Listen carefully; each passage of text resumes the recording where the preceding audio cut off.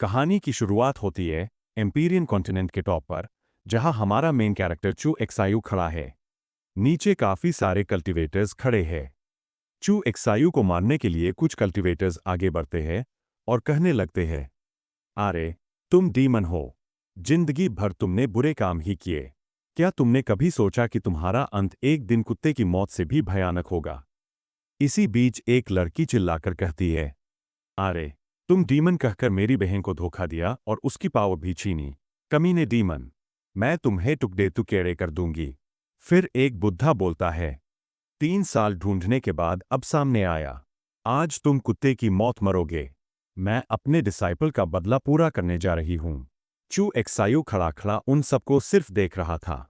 उसकी स्वॉर्ड में खाली ब्लड ही ब्लड है। फिर किसी ने चू एक्सायू को वाइल्ड डीमन कहकर पुकारा। चू एक्सायू घूमकर देखता है और सामने एक लड़की खड़ी है। उसका नाम क्यूआई मेंगडी है, जो प्रिमोडियल सैंक्चुअरी की सनसेट पीक मास्टर है। क्यूआई मेंगडी कहती है, चू एक्सायू, क्या अब तुम इसी स्टेट पर आ गए हो? क्या तुमने जो काम किए हैं उसके लिए अब रिग्रेट कर रहे हो?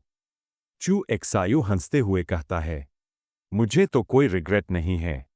मैंने अपनी पूरी लाइफ में बस खाली फाइट ही की है। क्या मेरे साथियों में से कोई भी बंदा किसी को बुलाने की हिम्मत नहीं कर पाया? मुझे बस इस बात का रिग्रेट है कि टाइम कितना जल्दी बीत जाता है। मेरे पास और 1000 साल का टाइम होता, तब कोई भी मुझे डिफीट नहीं कर पाता। क्या इस दुनिया में कोई भी कल्टीवेटर्स मेरे सामने खड़ा हो सकता है? क्यूआई मेमडी कहती है, क्योंकि अब तुम अपनी लाइफ में रिग्रेट नहीं करते। सब लोग हमला करो और चू एक्सायू को मार डालो। चू एक्सायू हैंड साइन टेक्निक का इस्तेमाल करता है और देखता है कि ये तो बुरा हुआ। वो लोग मुझे मारने के लिए ट्रम्प कार्ड यूज कर रहे हैं। चू एक्सायू अपने मन में कहता है, ये तो डिवाइन धर्मा है, दुनिया के सबसे पावरफुल 3 डिवाइन धर्मा में से। जैसे तैसे चू एक्सायू उस अटैक से बच जाता है। वह हंसते हुए और चिल्लाते हुए कहता है, मैं गलत या बुरा रहूं, पर चलते हुए भी हमेशा जिने की हद तक पहुंच जाऊंगा। रजा जैसे लोग शायद अपनी गलतियों की रिग्रेट करते हैं, लेकिन मुझे कभी नहीं होगा। चू एक्सायू इतना कहने के साथ ही खुद को सेल्फ डिस्ट्रैक्शन कर देता है। उसका इम्पैक्ट इतना बड़ा होता है कि कल्टीवेटर्स बहुत मुश्किल से बचते हैं और चू एक्सायू का अंत हो जाता है। लड़की कहती है, उस बुरे डीमन ने खुद को सेल्फ डिस्ट्रैक्शन कर लिया। बुद्धा कहता है, हाँ, अगर वो एबिसोल सिटी की फाइट में हमारे साथ शामिल हो जाता, तो वो हमारे लिए एक बहुत बड़ी ताकत होती।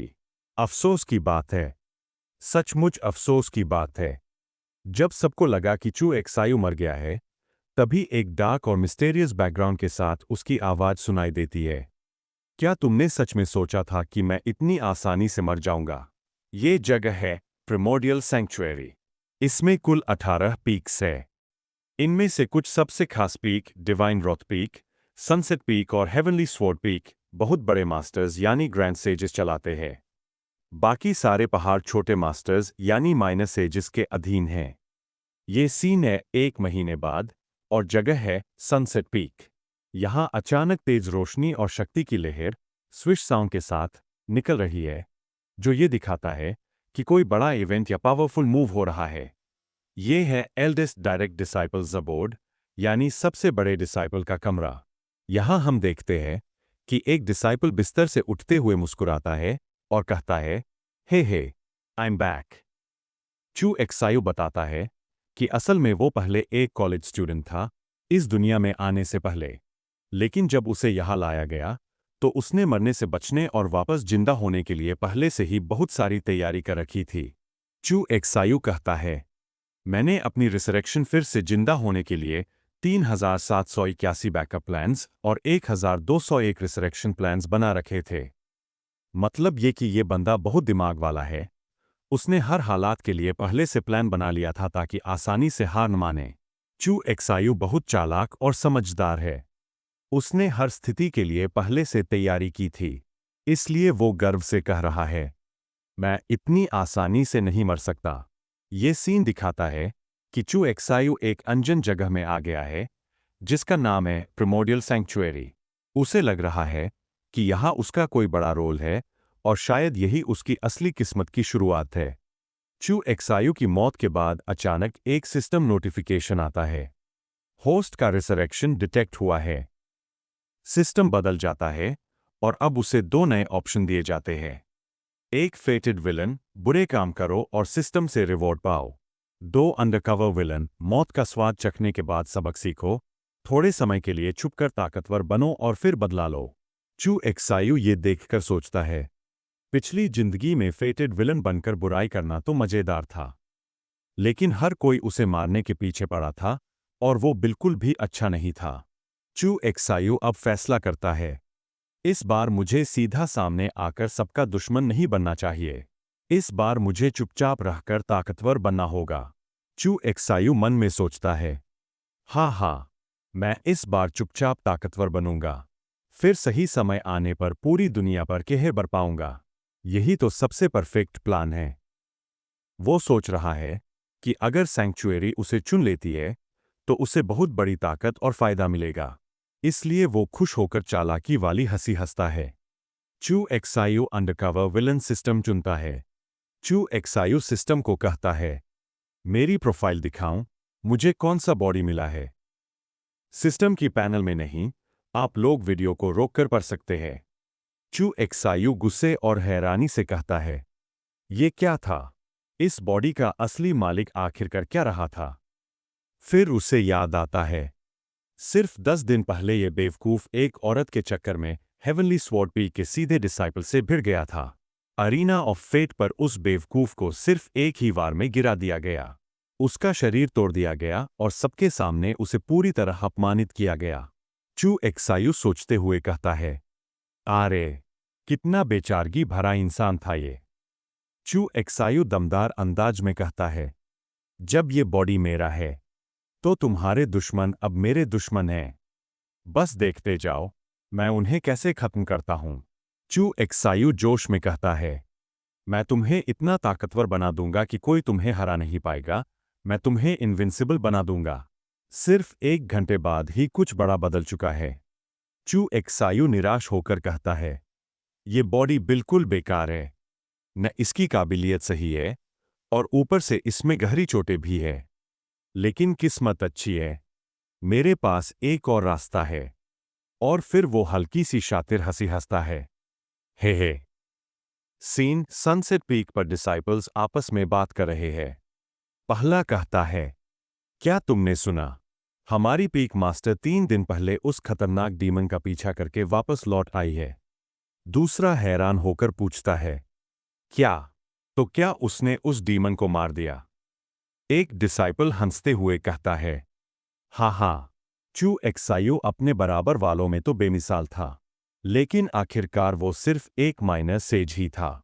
बताओ, वो कैसे दर्जन भर से भी ज्यादा ग्रैंड सेज से बच सकता था? दूसरा डिसाइपल बोलता है, सही कहा, बढ़िया है। वैसे भी राइटियस फैक्शन के हर इंसान का फर्ज है कि चू एक्सायू जैसे दुष्ट को खत्म करे। चू एक्सायू चालाक मुस्कान के साथ कहता है, मुझे यकीन है तुमने कभी सोचा भी नहीं होगा कि मैं जिंदा रहूंगा, और अब तो मैं तुम्हारे साथ भी जुड़ गया हूं।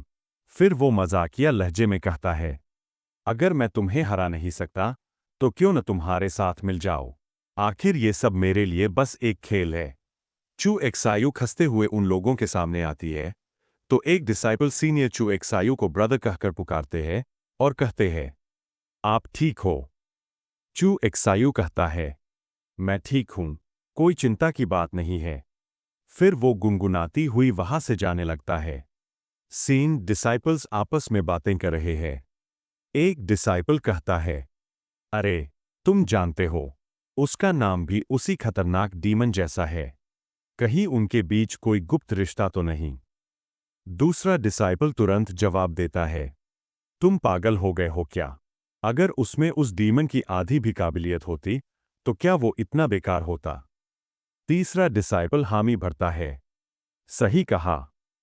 अब हम चू एक्सायू का मास्टर का घर देखते हैं। चू एक्सायू गेट के पास खड़े होकर कहता है, मास्टर, मैं आपसे मुलाकात करना चाहता हूं। उसको अंदर आने दिया जाता है।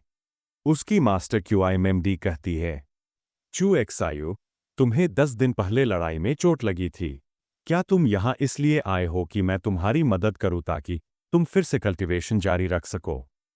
चू एक्सायू कहता है, हाँ, प्लीज, थोड़ी मदद कर दो, मास्टर। उसकी मास्टर कहती है, तुम कमजोर हो लेकिन जरूरत से ज्यादा लड़ने की कोशिश करते हो।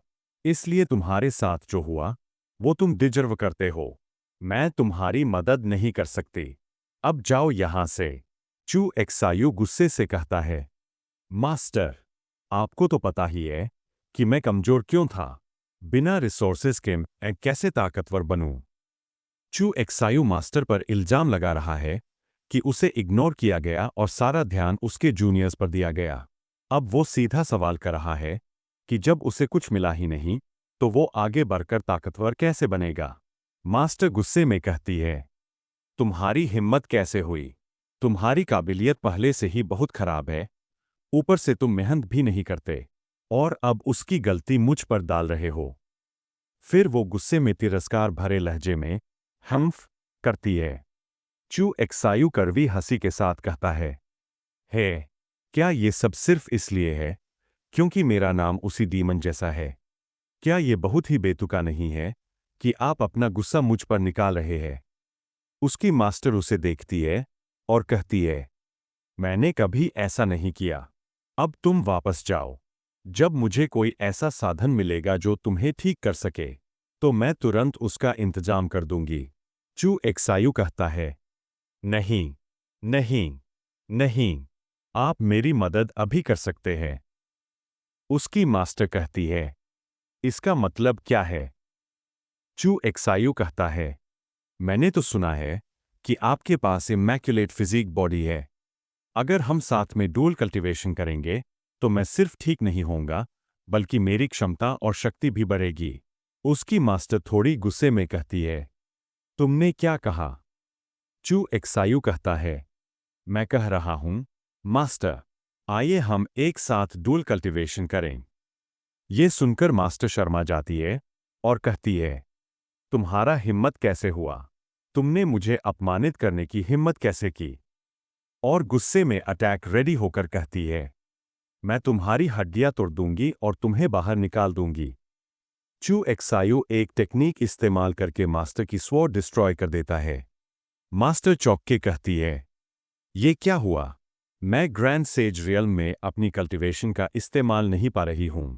चू एक्सायू कहता है, मास्टर, अब शुरू करें डुअल कल्टीवेशन। मास्टर शर्माते हुए कहती है, अधिकृत शिष्य, तुम क्या करने की योजना बना रहे हो? चू एक्सायू अपनी मास्टर को हंसते हुए कहता है, कृपया मुझे अपनी ज्ञान दें। और इसी के साथ हमारा चैप्टर 1 खत्म होता है। नेक्स्ट चैप्टर के लिए चैनल को सब्सक्राइब जरूर करें। अब मिलते नेक्स्ट चैप्टर में, तब तक के लिए बाय बाय।